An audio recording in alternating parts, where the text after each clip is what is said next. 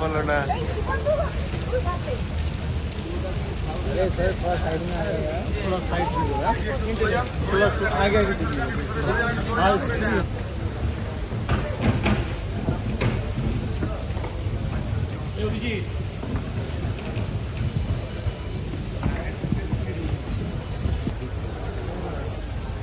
কাটাতুন দিলে দাঁড়ানো যাবে। এদিকে একটা আছে,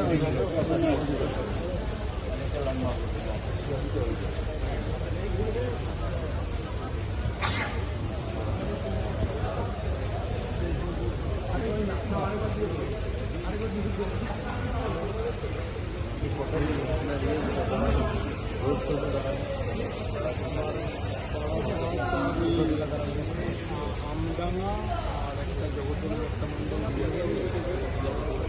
এইভাবে ভেঙে ছুঁড়িয়ে 10টা ইভেন্ট করা আবার আপনাদের কাছে আমি লাইভে আসলাম।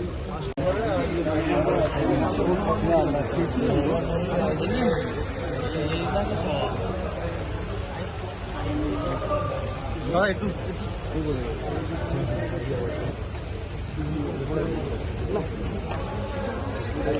কাদা হয়ে ঘুরে যেতে একদম খুব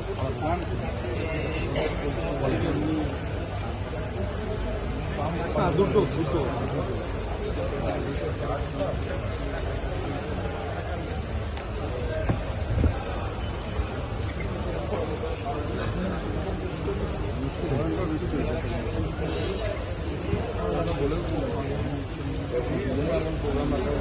যেন বৃষ্টিতে চপার উঠতে পারে,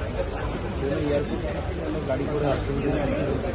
মাননীয় প্রধানমন্ত্রীর আকর্ষণ এমন যে প্রকৃতি বিরূপ হোক বা স্বরূপ হোক, পক্ষে হোক বিপক্ষে হোক, মানুষ লক্ষাধিক সংখ্যায় কালকেও আসে। মানুষ মাননীয় প্রধানমন্ত্রীকে শুনতে, তাকে নিজের চোখে চর্মচক্ষুতে যাকে বলে বাংলায়, চর্মচক্ষুতে দেখার জন্য একবার আসে।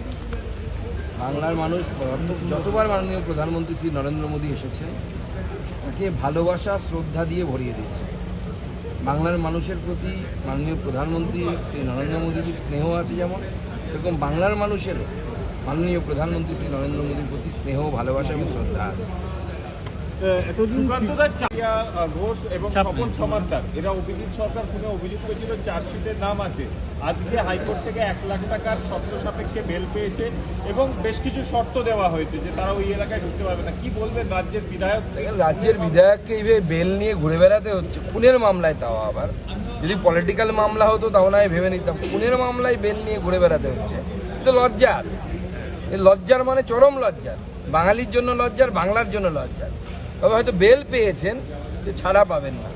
ছাড়া ইন দ্য সেন্স এই বলছি যে কোর্টে যখন বিচার হবে, এই বিচারে এরা দোষী সাব্যস্ত হবে এবং এদের পক্ষে যথেষ্ট জোরালো প্রমাণ রয়েছে যে অভিজিৎ সরকারকে সেই দিন নৃশংসভাবে এদের নির্দেশে, এদের ডাইরেক্ট সহযোগিতায় খুন করা হয়েছে। আচ্ছা, এতদিন মমতা বন্দ্যোপাধ্যায় অত্যাচারের অভিযোগ তুলেছে, এবার কলকাতা বিশ্ববিদ্যালয়ের একজন ছাত্র কলকাতার মধ্যেই তাকে বাংলাদেশি তকমা দিয়ে মারধর। না, মাননীয় মুখ্যমন্ত্রী তো প্রথম থেকে হাওয়া গরম করছেন বাংলা বাঙালি করে। যখনই বিপদে পড়েন বাংলা বাঙালির কথা ওনার মনে পড়ে, অন্য সময় বাঙালির কথা মনে পড়ে না। তখন কীর্তি আজাদের কথা মনে পড়ে, তখন ইউসুফ পাঠানের কথা মনে পড়ে, তখন সাকেত গোখলের কথা মনে পড়ে। আর আমরা দেখলাম যে তামিলনাড়ুতেও বাংলাদেশি গ্রেপ্তার হচ্ছে, কারণ তো ওরা অবশ্যই বাংলাভাষী, বাংলাদেশিরাও তো বাংলাভাষী। আবার কেরলেও গ্রেপ্তার হচ্ছে, বিজেপি শাসিত রাজ্যে হচ্ছে, সব সরকারই করেছে।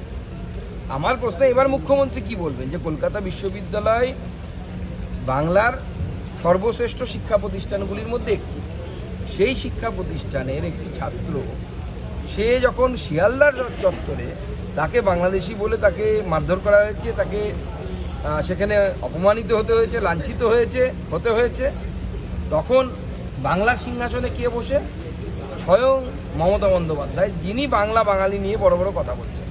আমরা এটাই বলছিলাম যে মমতা বন্দ্যোপাধ্যায় আসলে বাংলা বিরোধী, বাঙালি বিরোধী।